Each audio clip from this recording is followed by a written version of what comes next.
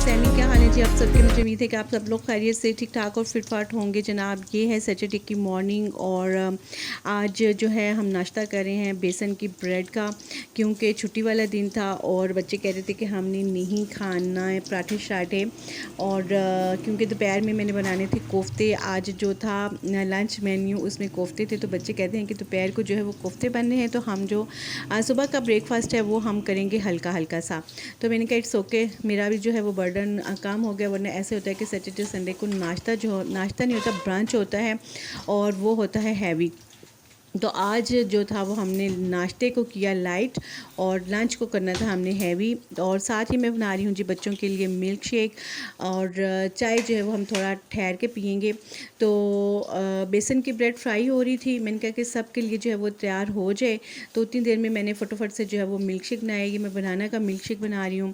मैं जो हूँ ये जब मैंने सुबह उठी थी नमाज़ पढ़ने के लिए, तो उस टाइम जो है वो मैंने बनाना को इस तरीके से काट के फ्रीज़ कर दिया था।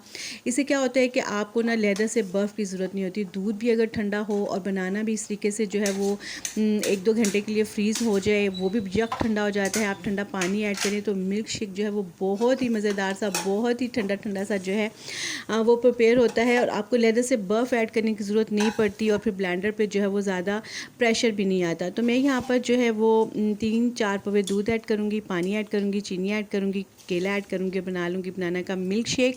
तो मैं इसी तरीके से जो है जो भी जब फ्रूट आता है तो वो जो ज़रा नरम नरम सा फ्रूट होता है उसको मैं इसी तरीके से काट लेती हूँ और फ्रीज़ कर देती हूँ। तो फ्रूट जो है वो, क्योंकि बच्चे जो हैं जिधर से ज़रा सा भी नरम फ्रूट होना तो वो नहीं खाते हैं, उसको अवॉइड करते हैं। तो उसका सबसे बेहतरीन हाल ये है कि आप उसको काटें, पील ऑफ करें, उसको कटिंग करें और उसको फ्रीज़ कर दें और उसको मिल्क शेक में इस्तेमाल करें। तो इस तरह से आपका फ्रूट ज़ाया होने से भी बच जाएगा और जो आपका मिल्क शेक है वो भी बहुत ज़्यादा ज़बरदस्त सा बनेगा। अच्छा जी, अभी हम नाश्ता वगैरह कर ही रहे थे तो हमारे ऑनर थे, जब हम इस्लामाबाद में रहते थे तो उनकी कॉल आ गई। और बाजी जो हैं वो तभी कॉल करती हैं जब कोई खुशी की बात होती है या जब कोई उनके साथ एमरजेंसी होती है। तो उन्होंने हमें कॉल करके बताया कि जो उनके हस्बैंड हैं वो हॉस्पिटल में हैं और मैं बैठी हुई थी तो मुझे अचानक से आप लोग याद आए, तो मैंने कहा कि कॉल करके आपको भी बता देती हूँ। तो फिर हमने नाश्ता किया और मैं फटाफट से जो है वो तैयार हुई।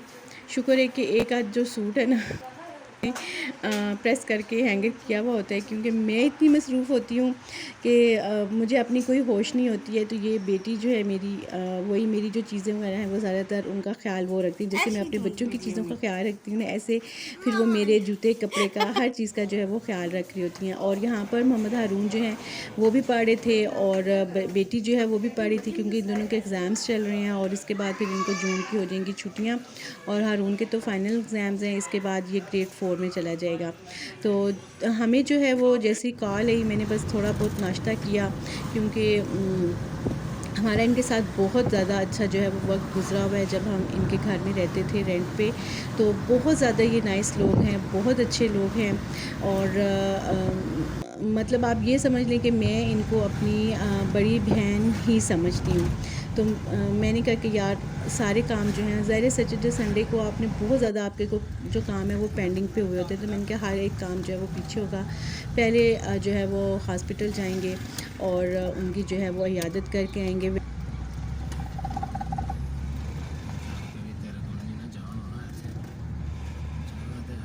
जंप कर चली जाऊंगी, कितना का जंप है।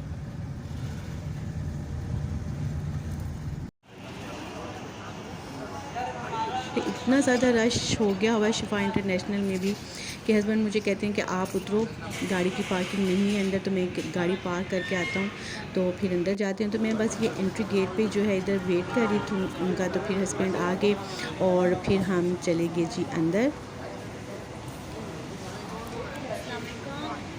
बैग चेक करा, सलाम अब आ जाए नहीं पेशेंट।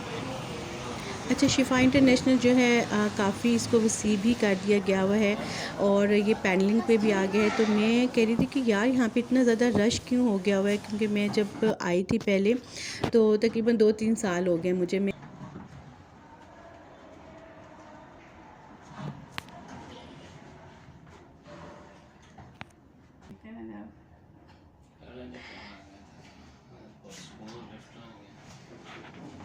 कोई 3-4 साल बाद गई थी और इस कदर शदीद रश था वहाँ पे कि वो कहते हैं कि ये अब जो है हॉस्पिटल ये पैनल्स पे हो गया हुआ है।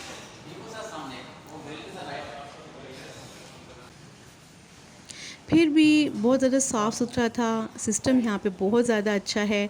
और ये हम पहुँच गए हैं जी जो पेशेंट हैं उनके रूम में। तो यहाँ पे 2 बेड थे, यहाँ पे हो रही है इस्लाम दुआ।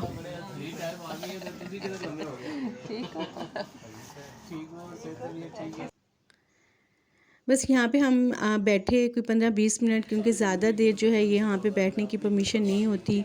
और बस हमने इनकी इयादत वगैरह है जो वो मालूम की, बच्चों के हाल अहवाल पूछे गो, और हम उन्हें ढेर सारी दुआओं का जो गुलदस्ता है वो देखकर फिर हम आ गए। और हम जब वापस आ रहे थे तो हम रास्ता भूल गए, क्योंकि हम जो है वो नीचे बेसमेंट में चले गए हुए थे। तो काफ़ी हमें जो है ना अंदर गोल चक्कर जो है वो काटने पड़े। जिधर से हम निकलते थे वहीं पे हम दोबारा पहुंच जाते थे। तो मुझे ना भूख लग गई थी, तो मैंने इनको कहा कि यार वो सामने छल्ली वाला खड़ा है, मुझे छल्ली ले दें। तो अपने जेब में हाथ वगैरह डाल के थे ओ जो है पर्स जिसमें टूटे हुए पैसे सारे पड़े हुए थे, वो तो जी दूसरे कपड़े वो घर में ही रह गए, क्योंकि हम जल्दी में निकले थे। और अभी जो मेरी पॉकेट में है ना वो बड़े बड़े नोट पड़े हुए हैं। तो मैंने कहा यार शिट, मुझे भूख भी लग रही है, मुझे प्यास भी लग रही है। तो कहते चलो कहीं खाना शाना खा लेते हैं। मैंने कहा नहीं यार, मैंने घर जाना है, क्योंकि बच्चे घर में हैं और बच्चों के बगैर जो वो बिल्कुल से भी मज़ा नहीं आता कहीं कुछ भी खाने का। तो चलिए, तो चलो मैंने फिर साथ और भी ले लेनी थी। तो मैंने कहा कि चलें। घर आए तो घर मैंने बनाए थे कोफ्ते, क्योंकि मैं बच्चों के साथ जो है वो मेरा डन था प्रोग्राम लंच में कोफ्तों का। तो मैंने जो है वो कीमा शीमा वो मैंने रात को ही निकाल दिया हुआ था, नीचे फ्रिज में रख दिया था, और फिर सुबह जो है वो उसको धो दिया था अच्छे तरीके से, ताकि उसका जो पानी वगैरह है वो सारा अच्छे तरीके से नुचड़ जाए और वो खुश्क हो जाए। फिर मैंने क्या किया जी, प्याज जो है वो मैं पहले मसाला बनाती हूँ, क्योंकि मसाला बनाने में जो है वो मुझे काफ़ी देर लगती है। तो मैंने प्याज जो है वो अच्छा सा ब्राउन कर लेती हूँ, थोड़ा सा उसमें पानी ऐड करती हूँ और फिर लहसुन अदरक डालती हूँ, नमक मिर्च हल्दी, ज़्यादा मसाले ऐड नहीं करती। तो और साथ टमाटर का पेस्ट वो डाल देती हूँ। कीमा एक साइड पे भूनता रहता है, मसाला एक साइड पे भूनता रहता है। और फिर ले लिया कीमा। कीमे में मैंने नमक मिर्च हल्दी और थोड़ी सी ज्वाइन और ब्लैक ज़ीरा, और इसके अलावा 4-5 बादाम, एक खाने का चम्मच जो है वो मैंने ले लिया था कोकोनट पाउडर, 1 चाय का चम्मच मैंने ले लिया था जी खसखस, 2 चाय के चम्मच ले लिए थे बेसन, और थोड़ी सी ले ली थी सौंफ। इनका मैंने अच्छा सा पेस्ट बना के ना वो मैंने फिर जो है वो कोफ्तों में डाला, अंडा डाला, और जो कोफ्तों के बॉल हैं वो अच्छे से बना लिए। और फिर इनको जो है वो मैंने मसाले में डाला। मसाला मैं इसलिए अच्छा सा भूनती हूँ ताकि उसके अंदर मुझे जो है ना वो चम्मच नहीं चलाना पड़े, क्योंकि कोफ्ते ऐड करने के बाद जब उसमें चम्मच चलाएंगे ना तो फिर क्या होगा कि कोफ्ते 100% टूट जाएंगे। अगर आप फ्राई करके डालते हैं तो वो एक अलहदा उसका प्रोसीजर है, लेकिन जब आप ऐसे कच्चे कोफ्ते डालते हैं तो वो फिर जो है उनके टूटने का बहुत ज़्यादा चांस होता है। तो इसलिए फिर मैं मसाला अच्छा भूनती हूँ और फिर कोफ्ते ऐड कर देती हूँ। 4-5 मिनट जो है वो उनको रहने देती हूँ, अच्छा सा पानी छोड़ देते हैं। तो फिर जो है उसके बाद उसके अंदर मैं दही ऐड करती हूँ और उनको बस हिलाती हूँ मैं, उसको चम्मच उसके अंदर मैं ऐड नहीं करती। कैसा हुआ पेपर? कैसी है तबीयत? ठीक है? उर्दू का मेरा पेपर बहुत अच्छा हुआ है, लेकिन अब बताओ मेरे मैथ्स में ना मैम कह रही है 49 या 50 है। 50 में से वेरी गुड, वेरी नाइस। लेकिन आज ये कंफर्म नहीं है ना कि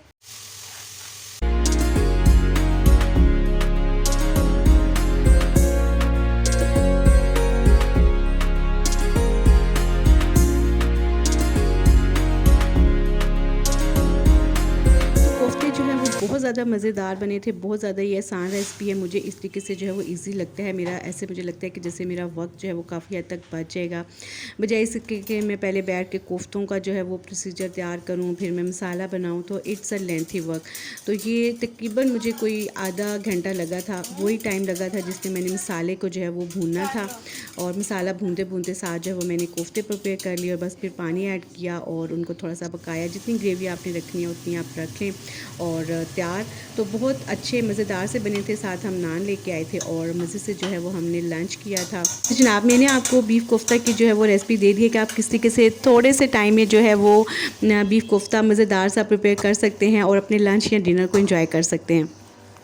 तो ये थी मेरी आज की वीडियो। मुझे उम्मीद है कि आपको पसंद आएगी। वीडियो पसंद आई तो लाइक कर दें, चैनल पर नहीं है तो चैनल को सब्सक्राइब कर दें। नेक्स्ट वीडियो तक इजाज़त दें। अल्लाह हाफिज़। अपना बहुत सारा ख्याल रखें।